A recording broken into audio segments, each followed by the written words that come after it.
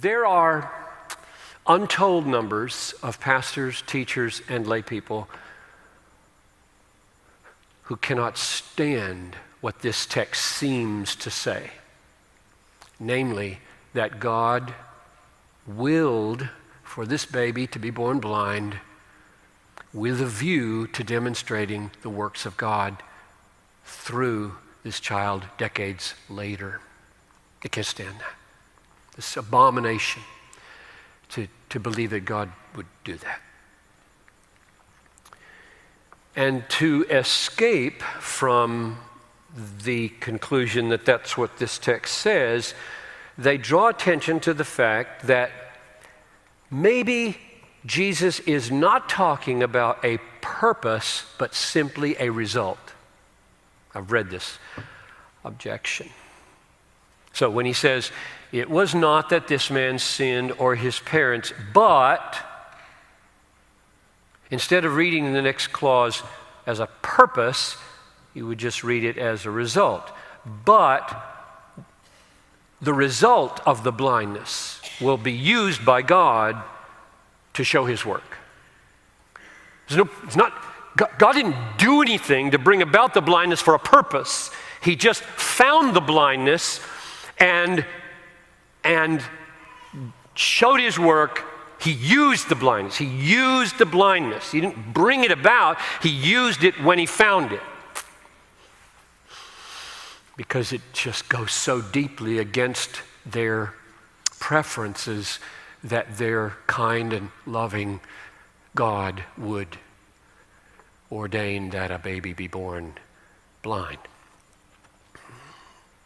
Now, I have three responses to that objection, and I hope they will take us deeper into what Jesus is saying. It won't work.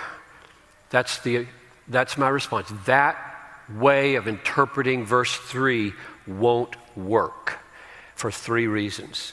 Number one, the disciples are asking for an explanation of the blindness. They're asking for an explanation of the blindness. But if you say God had no purpose, no design, no plan in that baby being born blind, but only found it later and put it to use for his glory, you have not answered their question. It's not an explanation. It's the avoidance of an explanation, which isn't what this text is doing. This text is giving an explanation. That's my answer, number one. Number two, God knows everything that's happening in the formation of a fertilized egg. He knows everything. He knows the chromosomal genetic makeup of every sperm and the egg. He's totally in charge of what eggs get planted, what don't. He's totally in charge of what sperm successfully fertilizes the egg. He can see it all.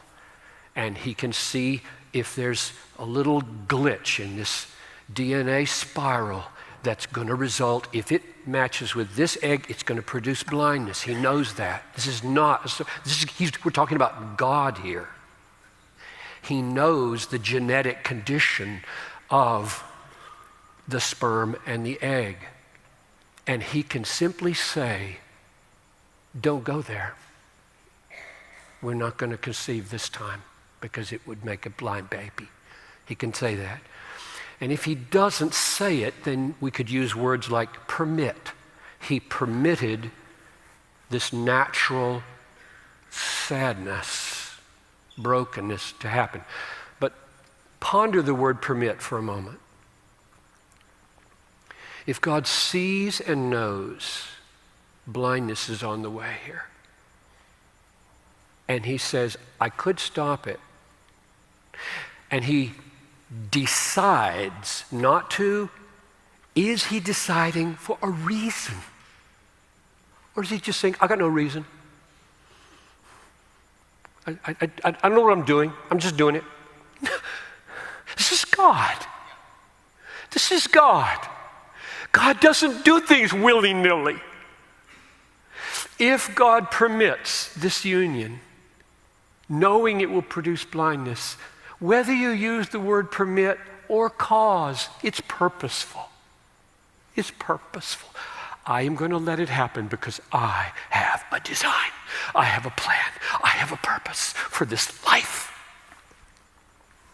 That's my second answer. He knows. He knows. You cannot make him a finder of blindness. Like, oh, here's a blind person. Have no idea where he came from, and I had no design in it. You can't do that. That will not work in the Bible or in this text. And here's my third response.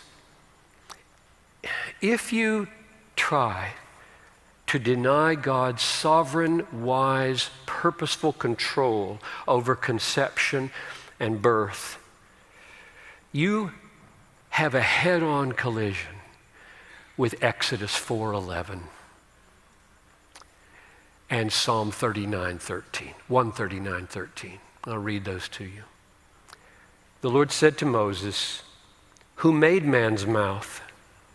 Who makes him mute or deaf or seeing or blind? Is it not I, the Lord?" Or Psalm 139:13. "You formed my inward parts. You knitted me together in my mother's womb." I am not going to walk up to any of these children at any stage in their life and say, "He didn't mean you." You could shoot me dead before I'll say that. He meant you. He loves you.